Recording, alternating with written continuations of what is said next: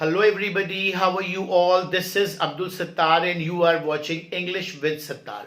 Today we are going to do passive voice of past indefinite tense.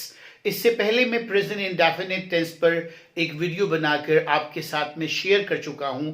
अगर वो video आपको पसंद आई हो तो उसे लाइक, सब्सक्राइब और शेयर करना ना भूलें. उम्मीद है कि ये वाली वीडियो भी आपको पसंद आएगी क्योंकि हम पास्ट इंडेफिनिट के जो सारे के सारे एस्पेक्ट हैं, जितनी बातें आपको आनी चाहिए वो सभी बातें मैं इस वीडियो में आपके साथ डिस्कस करूंगा.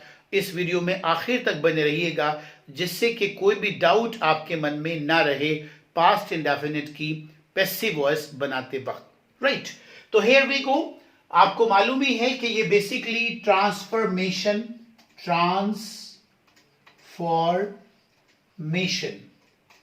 हमारी जो ग्रामर की यूनिट है दैट इज कॉल्ड ट्रांसफॉर्मेशन, ये उसी का हिस्सा है. ट्रांसफॉर्मेशन के बारे में मैंने पहले भी आपको बताया था. ट्रांस कहते हैं बदलने को और फॉर्मेशन का मतलब सेंटेंस की फॉर्म. यानी हम ट्रांसफॉर्मेशन में सेंटेंस की फॉर्म को तो चेंज कर देते हैं लेकिन उसके मीनिंग पर जरा भी असर नहीं होने देते. सेंटेंस को बदलना है ट्रांसफॉर्मेशन में but without changing the meaning of the sentence. Passive voice में देखिएगा, इसका जो फर्स्ट रूल है वो ये है कि इसमें सब्जेक्ट को तो हम ऑब्जेक्ट में कन्वर्ट कर देते हैं, सब्जेक्ट का ऑब्जेक्ट बनाते हैं और ऑब्जेक्ट का सब्जेक्ट बनाते हैं. Is it clear? First rule remember it. Subject का ऑब्जेक्ट यानी कि सब्जेक्ट की जगह ऑब्जेक्ट रखा जाएगा और ऑब्जेक्ट की जगह सब्जेक्ट रखा जाएगा. सेकेंड रूल है इसका, इसमें V3 यानी कि वर्ब की थर्ड फॉर्म का हम इस्तेमाल करेंगे. ये दो रूल मैंने पहले भी आपको बताया था कि जितने भी टेंसेस हैं पैसिव वॉइस के, हम जो टेंसेस बनाएंगे 8 टेंसेस होते हैं. देयर आर 8 टेंसेस जिनके हम पैसिव वॉइस बनाते हैं. एक बार मैं फिर बता देता हूं. तीनों indefinite tense, 3 indefinite tense, present indefinite, past indefinite and future indefinite. 2 continuous tense, present continuous and past continuous, और 3 perfect tense, present perfect tense, past perfect tense and future perfect tense. इन 8 टेंसेस की हम passive voice बनाते हैं. और जो बाकी बचे हुए 4 टेंसेस हैं वो कौन कौन से हैं? Future continuous, present perfect continuous, past perfect continuous and future perfect continuous. इनकी पैसिव वॉइस नहीं बनती है ग्रामर में. राइट, तो यहां पर आज हम पास्ट इंडेफिनिट कर रहे हैं यानी कि पैसिव वॉइस पर ये हमारी दूसरी वीडियो है. राइट, तो ये रूल जो है ये 8 के 8 जो टेंसेस हैं ये दोनों रूल अप्लाई होंगे. यानी सब्जेक्ट का ऑब्जेक्ट बनाना और ऑब्जेक्ट का सब्जेक्ट बनाना, और सेकेंड रूल वर्ब की थर्ड फॉर्म का इस्तेमाल करना. Is it clear to you और नॉट? ये तीसरा रूल जो है ये हर टेंस के साथ बदलता रहता है. यानी कि पैसिव वॉइस जब हम बनाएंगे तो उस वक्त हम रूल नंबर 3 में जो हेल्पिंग वर्ब हम यूज करेंगे वो होगा वॉज एंड वर्ब. ये पास्ट इंडेफिनिट के हेल्पिंग वर्ब से पैसिव वॉइस बनाते वक्त हर बदलते हुए टेंस पे ये वाला रूल बदल जाएगा. ये दोनों कॉमन रहेंगे, rule number 1 and rule number 2. I hope it is clear. एक ये भी देख लें, जब हम सब्जेक्ट का ऑब्जेक्ट बनाते हैं, मान लीजिए सब्जेक्ट हमारा कहीं पर ही है, उसका जब हम ऑब्जेक्ट बनाते हैं तो वो बाय हिम में कन्वर्ट हो जाता है. अगर शी है तो बाय हर में, अगर दे है बाय देम में, वी है बाय अस में, और यू है तो बाय यू में, और आई है तो बाय मी में. आप इसका ये रूल्स हैं इसके, इसका अगर पिक लेना चाहते हैं तो आप ले सकते हैं because I am going to rub it out. You can take the pic of it.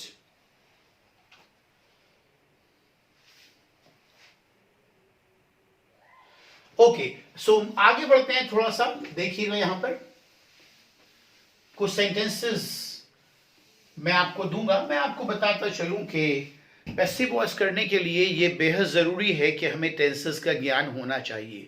अगर आपने अभी तक टेंसेस को नहीं किया है तो आप मेरी वीडियोस को देख सकते हैं जिनमें मैंने ज़्यादातर टेंसेस आपके साथ डिस्कस कर लिए हैं. That is quite easy. उसके बाद फिर पैसिव वॉइस करना है, आपको बड़ा अच्छा लगेगा because without knowing the tenses it is quite impossible to learn passive voice. फिर भी मैं कोशिश करता हूं कि आपको टेंसेस भी साथ के साथ कराता रहूं. देखिए सेंटेंस है कि ही रोट अ लेटर। अब ये रोट है, ये बताया है, सेकंड फॉर्म हमने यूज करी है कि ये पास्ट इंडेफिनिट का सेंटेंस है, because we use second form of the verb in past indefinite tense. इसमें सब्जेक्ट तो है ही, और इसमें वर्ब रोट है, और ऑब्जेक्ट है इसमें अ लेटर। तो रूल क्या है, सब्जेक्ट का ऑब्जेक्ट बनाते हैं, ऑब्जेक्ट का सब्जेक्ट। अ लेटर को हम यहां पर शुरू में ले आएंगे, और इसका हेल्पिंग वर्ब मैं यहां पर लिख देता हूं, वॉज या वर्ब, इनमें से हम चूज करेंगे। चूंकि सब्जेक्ट सिंगुलर है तो यहां पर आएगा वॉज, और वर्ब की third form V3 written is the third form, और ही को हम कन्वर्ट कर देंगे बाय हिम में। ठीक है, इज इट क्लियर? इसका नेगेटिव बनाते हैं, he wrote a letter. He wrote a letter, वह पत्र लिखता था या उसने पत्र लिखा। इसका उसने पत्र नहीं लिखा, he did not write a letter. This is the negative of this. हम इसको एक्टिव वॉइस भी कहते हैं, एक्टिव वॉइस, और ये पैसिव वॉइस है, पीवी, पैसिव वॉइस। ठीक है, दिस इज एक्टिव वॉइस, और ये पैसिव। एक्टिव से पैसिव में बनाने होते हैं सेंटेंसेस हमें। तो he did not write a letter, ये भी एक्टिव वॉइस है, एवी। तो इसकी जो पैसिव वॉइस बनेगी वो कैसे बनेगी, यहां अ लेटर को शुरू में लेकर आएंगे, सब्जेक्ट का बनाते हैं ऑब्जेक्ट, और ऑब्जेक्ट का subject. A letter was not, यहां पर डिड नॉट है, लेकिन हमारे पास जो हेल्पिंग वर्ब है पैसिव वॉइस बनाते वक्त वो है वॉज नॉट, और रिटन बाय हिम। हमने इस एक्टिव की पैसिव वॉइस बना दी है। अब हम इसका इंट्रोगेटिव बनाते हैं, क्या उसने पत्र लिखा या चिट्ठी लिखी, did he write a letter. अब इसकी बनानी है पैसिव वॉइस, ये तो एक्टिव वॉइस हो गई है, इसकी बनानी है पैसिव वॉइस। तो ये बनेगी क्या, यहां पर डिड है, यानी कि ये हेल्पिंग वर्ब से स्टार्ट हुआ है, तो हम भी हेल्पिंग वर्ब से स्टार्ट करेंगे, was a letter written by him, question mark. Was a letter written by him. इसका हम बनाएंगे अब इंटरोगेटिव नेगेटिव, क्या उसने पत्र नहीं लिखा, did he not write a letter, question mark. तो इसे भी ऐसे बनाएंगे यहां पे, वॉज अ लेटर, सब्जेक्ट की जगह ऑब्जेक्ट, ऑब्जेक्ट की जगह subject, was a letter not written by him. Is it clear? एक WH वर्ड से बनाकर देख लेते हैं, हाउ। इन्हें WH वर्ड कहते हैं ना, how did he write a letter, उसने पत्र कैसे लिखा, how did he write a letter. तो ये क्या बनेगा, हाउ। यहां डिड है तो हमारे पास हेल्पिंग वर्ब क्या है, अब वॉज, हाउ वॉज। ही की जगह ही सब्जेक्ट है, सब्जेक्ट का object, how is a letter, और राइट का रिटन, रिटन बाय हिम। एक सेंटेंस से हमने ये कई सेंटेंस बना लिए हैं, 5 सेंटेंसेस, और उनकी पैसिव वॉइस। ये हमने इसलिए किया है because in examination we may come across any sort of sentence. Exam में लिखते हुए, ट्रांसलेशन करते हुए, क्रिएटिव राइटिंग, कोई एस्से लिखते हुए, हम किसी भी सेंटेंस हमारे सामने आ सकता है, एफर्मेटिव भी आ सकता है, नेगेटिव भी आ सकता है, इंटरोगेटिव भी आ सकता है, इंटरोगेटिव नेगेटिव भी आ सकता है, और WH वर्ड वाला भी आ सकता है। तो हमें सभी के सेंटेंसेस को बनाना आना चाहिए। तो I have given you the idea, मैंने आपको ये सभी सेंटेंसेस का बेसिकली आइडिया दिया है। एग्जाम में किसी भी तरह का सेंटेंस आ सकता है, या हमें किसी भी तरह के सेंटेंस को बनाने की जरूरत पेश आ सकती है। आप चाहें तो इसको क्लिक ले सकते हैं, ये पैटर्न है एक, right, if you want to take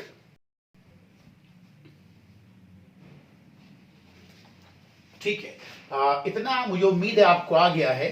अब आमतौर से हम जब कोई एक्सरसाइज करते हैं तो वहां पर एफर्मेटिव भी आ जाता है, नेगेटिव भी आ जाता है, इंटरोगेटिव भी आ जाता है, किसी भी तरह का सेंटेंस वहां पर आ जाता है। तो हम भी यहां पर रैंडमली किसी भी तरह का सेंटेंस लेकर उसको बनाने की कोशिश करते हैं। जैसे for example, how did you learn English? आपने इंग्लिश कैसे सीखी? ये सेंटेंस आया मान लीजिए, तो हाउ तो अपनी जगह रहेगा, हाउ। यहां पर डिड है, तो हमारे पास पैसिव वॉइस बनाते वक्त क्या हेल्पिंग वर्ब होता है? वॉज होता है या वर होता है। अब हमारा जो सब्जेक्ट बनेगा, यहां पर ये सब्जेक्ट है और यहां पर ये ऑब्जेक्ट है। इंग्लिश हमारा सब्जेक्ट बनेगा, तो इंग्लिश के अकॉर्डिंग तो वॉज ही आएगा। हाउ वॉज इंग्लिश, और लर्न फर्स्ट फॉर्म है। पैसिव वॉइस जब बनाते हैं तो कौन सी फॉर्म आती है, याद है ना? Third form. How was English learned, और यहां पर यू है तो बाय यू, यू का बाय यू ही रहता है, यहां पर ये मेंशन भी किया है। ठीक है, मान लीजिए एक और सेंटेंस है, she insulted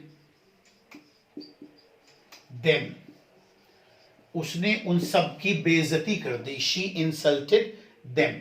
subject, verb and object, और पैसिव वॉइस का रूल क्या है? सब्जेक्ट की ऑब्जेक्ट एंड ऑब्जेक्ट की जगह सब्जेक्ट। तो देम जब ऑब्जेक्ट की तरह लिखा जाता है तो ये देम लिखा जाता है, लेकिन जब सब्जेक्ट बनेगा तो दे। तो वॉज में से छाटेंगे हेल्पिंग वर्ब, दे वर।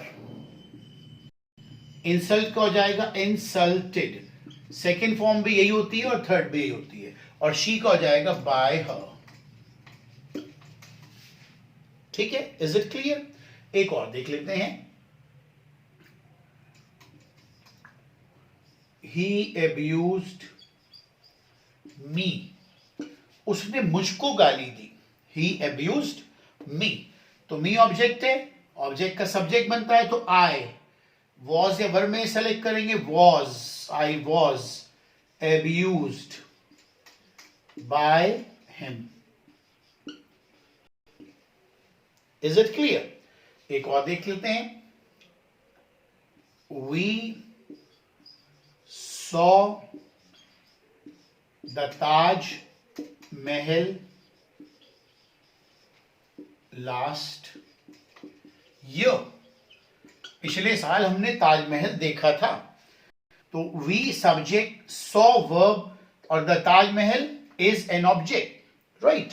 और तो ये इसे ले आएंगे, the Taj Mahal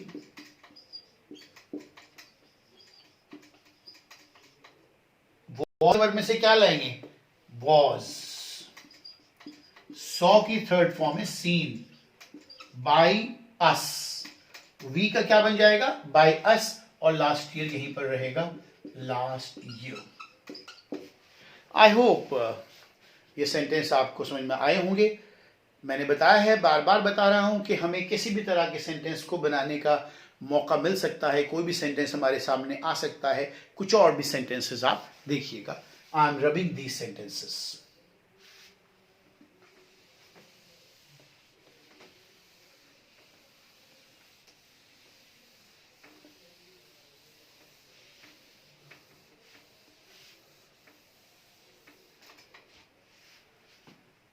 Grandmother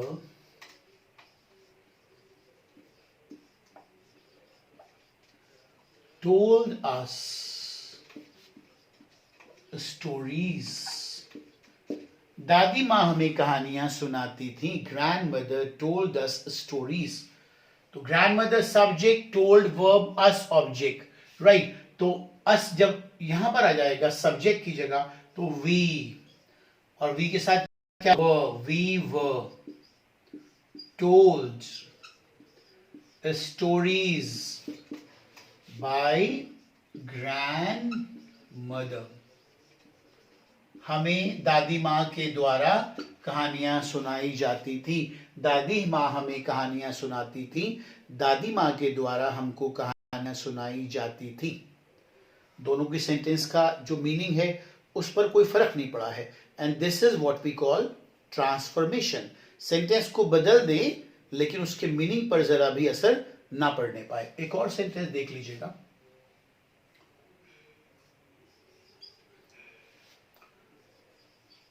he one the race.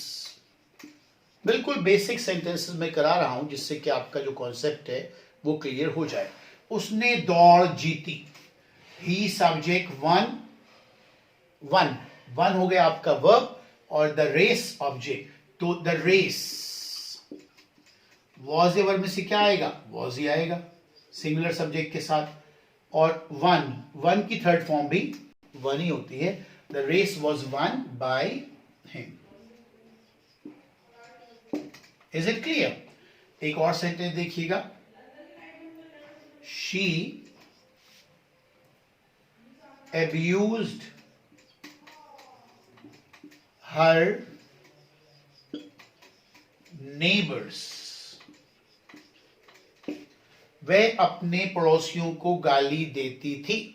She abused her neighbors। तो यहां पर her neighbors या neighbors भी लिख सकते हैं। वर ही आएगा, प्लूरल है। abused by her। ठीक है, एक और सेंटेंस देखिए। हु ब्रोक द जग। ये जरा अलग तरह का सेंटेंस है। हु ब्रोक द जग। जब हु से बनता है तो हम इसमें क्या करते हैं, इसकी शुरुआत हम करते हैं बाय हुम से। एग्जाम में अक्सर इस तरह के सेंटेंस पूछे जाते हैं। हु का जो शुरुआत होगी बाय हुम, और उसके फौरन बराबर में क्या आएगा? Helping verb. कहां से? इनमें से कोई। बाय हुम वॉज द जग। देखिए अब तो हमारा सब्जेक्ट ये है ना, द जग, तो उसके हिसाब से हमने क्या रखा? वॉज रखा। By whom was the jug broken. Jug किसके जरिए, किसके द्वारा तोड़ा गया। Is it clear? I hope it is clear. I am going to rub it, और कुछ और सेंटेंस मैं आपको देता हूं।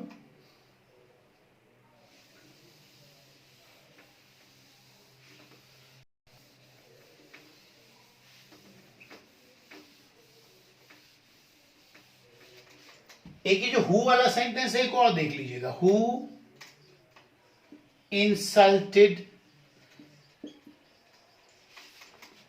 यू। तुम्हारी किसने बेइज्जती करी। ये हु वाला सेंटेंस कैसे बनता है मैंने बताया है, बाय हुम। अब यू बनेगा सब्जेक्ट आपका, तो वर आ जाएगा। Were you insulted. Is it clear? आप यहां पे देख, एक और सेंटेंस देखिए। We watched a football match. हमने एक फुटबॉल मैच देखा। We subject, watched verb, a football match is an object, तो ये शुरू में आ जाएगा। A football match was. Football match के हिसाब से तो वॉज ही आएगा। यहां पर वॉज वॉच्ड बाय, वी का क्या हो जाएगा? अस। वी का by us, right. Shahjahan built the Taj Mahal for his wife। Shahjahan ने ताजमहल बनवाया अपनी पत्नी के लिए। तो यहां पर शाहजहां सब्जेक्ट, बिल्ट वर्ब, और द ताजमहल ऑब्जेक्ट। तो द ताजमहल को शुरू में लाएंगे। The Taj Mahal was verb में से सेलेक्ट करेंगे। क्या आएगा? वर या वॉज? वर, वर नहीं आएगा। सब्जेक्ट यहां पर सिंगुलर है। द ताजमहल वॉज और built, B-U-I-L-T, mind the pronunciation also, it is not built, it is built. It is built by Shah Jahan for his wife. Taj Mahal बनवाया गया शाहजहां के द्वारा अपनी पत्नी के लिए. तो I have given you so many examples. Some examples are given randomly by me और कुछ example मैंने एक ही सेंटेंस को कई सेंटेंस में जो बनाया था आपके सामने.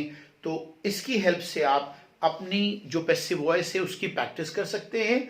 इस जो बेसिक इसका कॉन्सेप्ट है उसको समझ सकते हैं. वीडियो को कम से कम 2 बार देखिएगा जिससे कि आपको ये कॉन्सेप्ट क्लियर हो जाए. आई होप ये पास्ट इंडेफिनिट आपने कर लिया होगा. अगली वीडियो में हम फ्यूचर इंडेफिनिट डिस्कस करेंगे. Okay, that's all for the day. Bye bye.